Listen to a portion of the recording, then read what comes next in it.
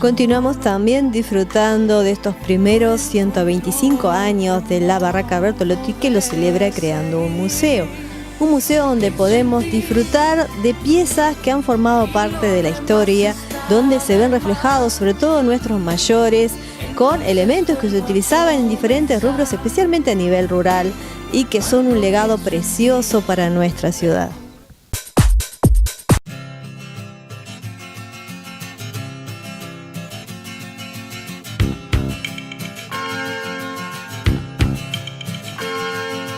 Tú, como yo, has buscado desde niño ser feliz. Has tenido que llorar y también que decidir y luchar por vivir. Y también era él era muy partidario y fue un visionario también, que incluso han hecho estudios, en alguna universidad nos han pedido hace años atrás, de cómo él hacía la propaganda, porque tú que trabajaste en la mañana, él fue el segundo avisador que tuvo la mañana. Y nosotros tenemos los archivos, gracias a Dios, de sus publicaciones en el Diario de la Mañana de aquella época y en varios diarios del Uruguay. Y si tú mirás la propaganda que él hacía en aquel momento, la forma que él hacía, el contacto que él te quería tener con el cliente, es fantástica. Te diría hasta en cierta manera, en algún caso era hasta tenía cierta de picardía, graciosa. Y bueno, y si tú lo mirás, era fantástico, como en aquella época esta persona ya utilizaba la propaganda y en un modo de venta que ya te digo, que se estudió como los principios de las publicaciones o de las propagandas en este país. Tú, como yo, has tenido algún secreto que guardar y a una chica quien decir, mira, no te aguanto más, nunca más, nunca más. Pero ¿cuánto darías por volver?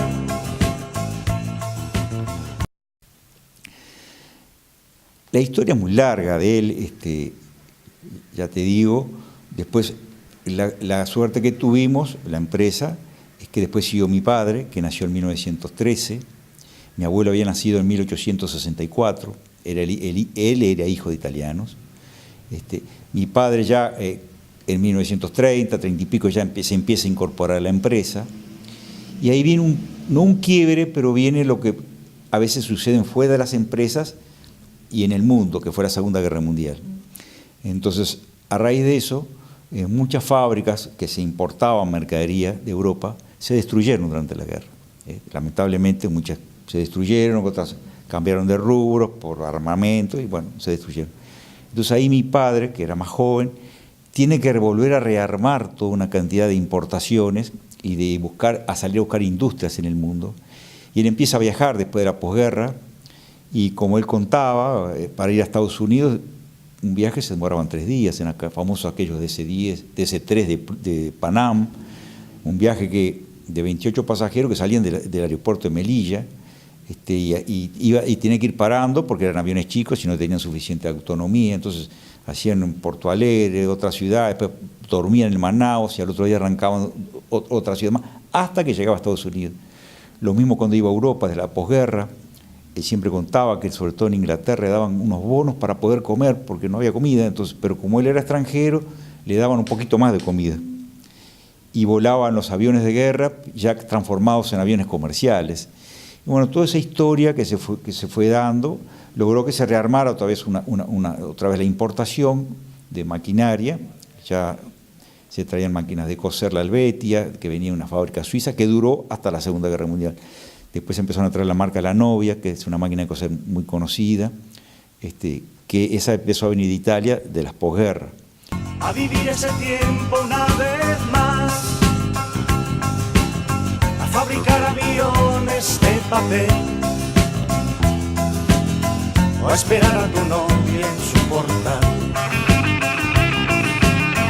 Pero ¿cuánto darías por volver a jugar con tu perro una vez más, a mirar de reojo Todas esas marcas se siguió con la importación, se siguió ampliando los rubros acá en Pando también. Y acá viene otro suceso también, pero ya desde uruguayo, cuando en el año 60, en la época de Luis Vallever, se cortan las importaciones. Entonces, aquel importador que quería traer mercadería afuera estaba imposibilitado de traer todo lo que él quería, le daban cupos de importación. Entonces, se cortan las importaciones y bueno, entonces, cuando tú tenés una empresa ya que está dedicada a algo y de repente, por X motivo, suceden estas cosas, lógicamente las empresas a veces sufren económicamente, y fue un periodo no complicado porque siempre fue una empresa muy sólida, pero bueno, hubo que buscar otros rubros, eso se mantuvo casi 10, 15 años, y bueno, se empiezan a buscar otros rubros. En 1960 se abre una sucursal en Atlántida porque los repartos a la ciudad de la costa eran muy importantes, entonces ameritaba abrir una sucursal allá, sucursal que se estuvo hasta el año 85, donde se daba un servicio muy bueno a toda la zona costera, con radios intercomunicadores, siempre tratando de estar un paso más adelante de lo que podía ser la ciencia o la tecnología. Que se burló de ti tras el cristal.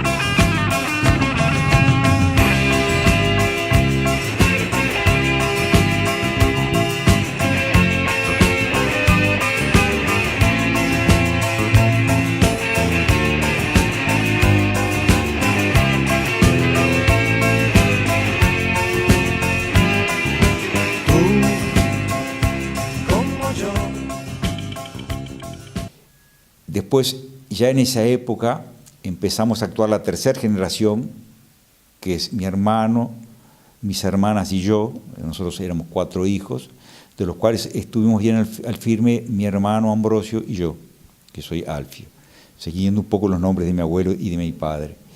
Y ahí, siguiendo la tradición y tratando de buscar cosas nuevas, se impulsa una carpintería, que ya hace años estaba la carpintería, lo mismo que la fabricación de baldosa, que se había empezado a fabricar en 1934, con aquellas prensas manuales. Después mi padre en el 50 y pico trae una prensa hidráulica de baldosas más moderna francesa, y nosotros, con mi hermano, y un poco de iniciativa de él, se empieza a impulsar un poco el sector carpintería. Viene el boom de la construcción en Uruguay, ya cercana a la época del 80, igualmente ya nos agarra una época, aunque estuvo aquella quiebra de la tablita en el 82, 83, que también muchas industrias sufrieron, pero por suerte pudimos salvarla, y se siguió trabajando muy bien en ese rubro, y ahora te voy a contar algún otro rubro más, casi hasta la década del 2000, hasta el año 2000, 2000 y pico, donde ya el sistema constructivo va cambiando. En el 2012, lamentablemente, con la famosa crisis que hubo, la construcción decae mucho y ya se empieza a volver a ver importación, ya las carpinterías empiezan a venir casi importadas de Brasil y de otros lugares. Has tenido muchas veces que mentir, has burlado al profesor y has tenido que decir sí señor, sí señor. Pero ¿cuánto darías por volver a vivir ese tiempo una vez más? A fabricar aviones de papel. Pero ya en la época del 80 también incorporamos otro sector que fue la venta de maquinaria agrícola pesada, que fueron tractores. Entonces ya en esa época empezamos a incorporar, vendiendo la famosa la Case o Case, que era una marca americana, en el cual se vendieron muchos en esa época, muchos tractores acá en la zona, tractores viñedos, tractores, que también fue un rubro que Bertolotti desarrolló muy bien. Ya en la época del 90 también la venta de automóviles, Subaru también se incorporó. Así que esto quiero demostrar cómo esta empresa familiar ha ido cambiando según las circunstancias económicas y del mundo, porque hay una evolución atrás de todo esto. Y como toda empresa hay que ir buscando, bueno, oportunidades nuevas, porque lo que servía hace 50 años quizás no sirva ahora. Y bueno, es un poco lo que le está sucediendo ahora.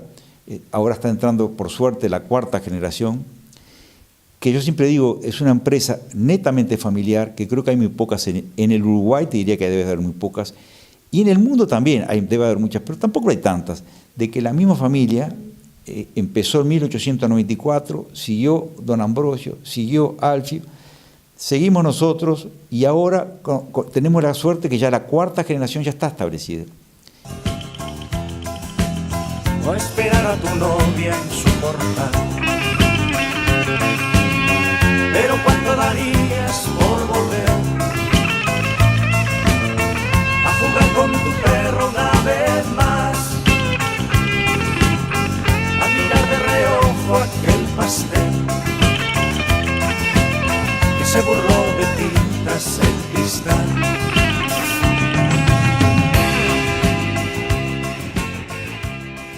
Y entonces, esta empresa netamente familiar va a seguir siendo familiar, porque ya está, sigue la familia Bertolotti dentro de ella, que para nosotros es un orgullo, y pienso que también, ya te digo, es un caso un poco inédito en Uruguay, porque empresas de tantos años y del formato nuestro debe haber muy pocas.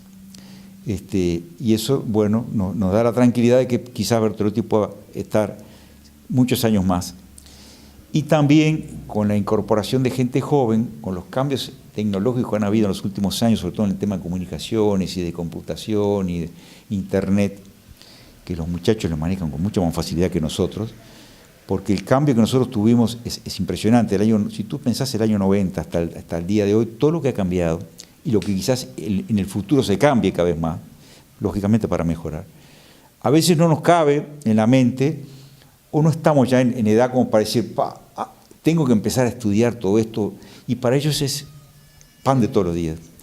Entonces eso quizás es algo muy bueno, porque se está entrando en una era que por suerte hay gente joven, y quizás tengan que tomar distintas resoluciones, o distintos rubros, el tiempo lo dirá.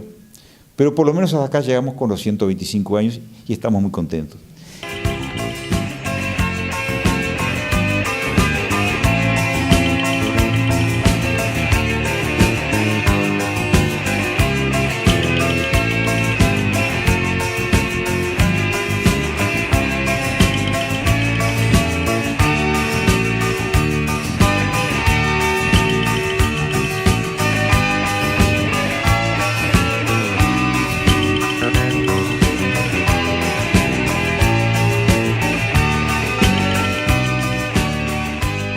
Cuando compras en tu ciudad, movés el motor de tu comunidad.